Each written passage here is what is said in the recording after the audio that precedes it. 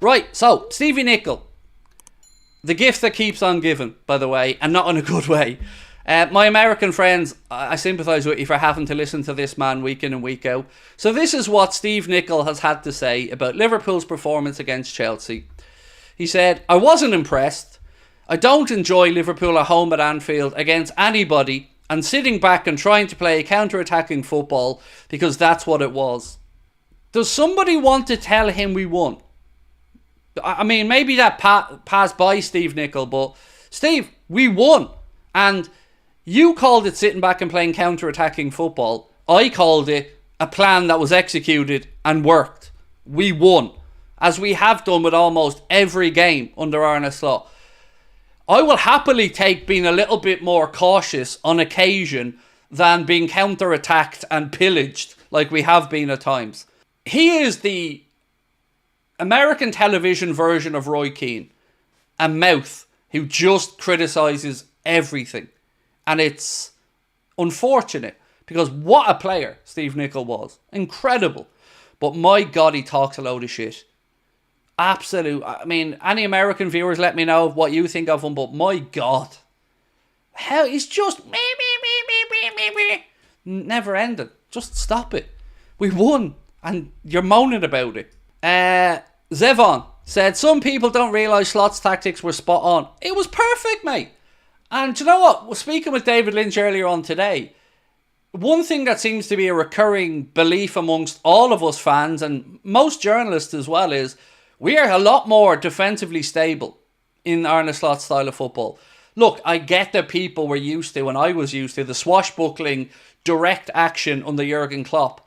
But there were pros and cons to that. You know, obviously, scoring goals, attacking was fun. But we were open and we conceded when we gave the ball away quite a bit. And what we've seen with Arne when he's come in is he's asking people to just take their time, wait for the right pass. We don't have to be as direct. And it's working. And yes, there have been games where it hasn't been pretty. And yes, there have been games where perhaps we've been scratching our heads a little bit. But ultimately, it's a results business. And I will take winning a league title or a European club being a little bit more cautious than fading away at the end of the season because our players are exhausted and we're picking up injuries, which has happened to us many times. So I'm very happy with how we are under Arne Slot, and I expect us to continue to get better and better. Don Pre said, "Craig, 100% his take yesterday was shocking." It's just, you know, I need to get something sensationalist to get some column inches. And do you know what? It's unfortunate that these type of takes are what gets picked up these days and what gives people the attention that they crave, rather than an actual decent take. Because I'm sure there are many pundits who gave good takes on yesterday's game, but unfortunately here we are talking about the ones yet again who are talking out their backsides. Nick, how are we, bro? Said, "Rational opinions don't get high views these days." I know, it's like a race to the bottom. Now look, I'm aware that some people, Nick, will look at this and think that I'm part of that problem. But here's where I differentiate us. We might have an edgy thumbnail or title to get people to come in and watch the video. But when you come into the channel, we're pretty rational people who try to talk sensibly about things. And people judge us off that, off the thumbnails. And I'm not inventing this, but people have told me they've judged us off thumbnails, which is weird. I mean, especially when they have such a strong opinion against you when they've never watched a minute of what you had to say. But you're right, mate. Rational opinions, unfortunately, aren't getting highlighted. Again, just look at the type of guys who are getting crossover stuff from, I guess, fan content into mainstream media. It is the people with ridiculous takes. Ridiculous. A bit from Rafael Benitez, our former manager, on Arne Slot. He said they're top of the league because they're attacking and defending really well. He is somebody you can see uses common sense when he's talking. He was talking about the international break, and when you have experience and players, with the South American players coming back, it's crucial to win the game one way or another. They did. The team is competitive, know what to do, and have the right mentality to stay at the top of the table. He is level. He has to prove himself again. It shows a competitive mentality and wants to win something. When you have Salah on 75 minutes coming back to help the defence and then having to go forward to create a chance, you have all the team together. Don't forget, you have 2 or 3 players coming from the bench, from international duty, and they're top class players. That means they have the competitive mentality, and then you can see that they're going in the right direction. They have a plan, they have an idea, the right mentality, they have confidence, and I think they're doing really well. So kind words there from Rafa. You may have seen Rafa on Match of the Day 2 last night. Kind words there from Rafa towards Arne Slot, and I think reasonable measured as well from Rafa. You know, us fans can get carried away. That's our job. But, you know, you see a former manager there being impressed with Arne Slot. And I don't know how you couldn't be impressed, to be fair. Arne has come in, done his own thing, been his own man. And I think now everybody is starting to warm to him. There's a really good piece on The Athletic that speaks about the 4-2-4 system that we played with yesterday and how Chelsea very cleverly found a way around it. And I'm going to read a little bit of it out to you. If you have an Athletic subscription, this was a very good piece, and I certainly recommend reading it. So it said, defensively, things were less encouraging. Liverpool's 4-2-4 worked well in terms of preventing passes from opposition centre-backs into central midfield, but at times the formation looked a little square and prone to diagonal passes through the lines.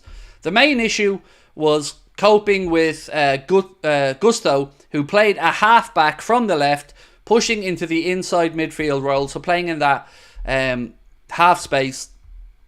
Went on to say, Liverpool struggled to cope with balls like this, although Gusto could have been more positive with his subsequent pass. And they show some examples during the game with still images. It's brilliant. And they're right. If you look at the way that Chelsea broke through at times yesterday, they weren't playing straight passes because our 4 at the front, then 2 in midfield, then our 4 at the back, were looking to block those channels. But Boy took it inside into the half spaces. Gusto, and on the right hand side as well, were given options. And the times that they did break through, and indeed the goal that they scored, came from a diagonal pass into midfield, then a straight pass through the centre. But it was a really, really good, well-written piece. And I'd certainly say, if you have an Athletic subscription, go and have a look at it. Well done. Really good piece. Really informative. Slot is doing better than I thought he would. Doing miracles, but we can't have another manager that has to keep doing these miracles. January, we need a DM. Absolutely. You know, absolutely. And that's what boils my blood as much as it does, Nathan. We've always seemingly been close to being what we think as fans are a complete squad. And every time we get to that finish line, we stumble. We won the league and they didn't go and cement that by trying to put out a message that this wasn't going to be a flash in the pan, that we are going to be here and we're going to try and dominate for years to come. We didn't do that. And it feels like they do 85% of the job and don't finish it off in the transfer market. And this summer speaks to that as well. Some people will try to frame it that, 1, we had a lot of change behind the scenes at the club. 2, Arne Slot maybe wanted a different type of midfielder. But ultimately, we decided on Zubamendi. They went for Zubamendi and they didn't sign Zubamendi. They didn't sign Moise Caicedo. They didn't sign Aurelien Tchouameni. They didn't sign Romeo Lavia. And they're all failures. High profile failures that didn't address the position that needs to be strengthened for 2 to 3 years now. And that's unacceptable. It's unacceptable because it's glaringly clear that with those 1 or 2 players, we're the best team in the league, in my opinion, if we get those players. And I don't understand why they're not doing it.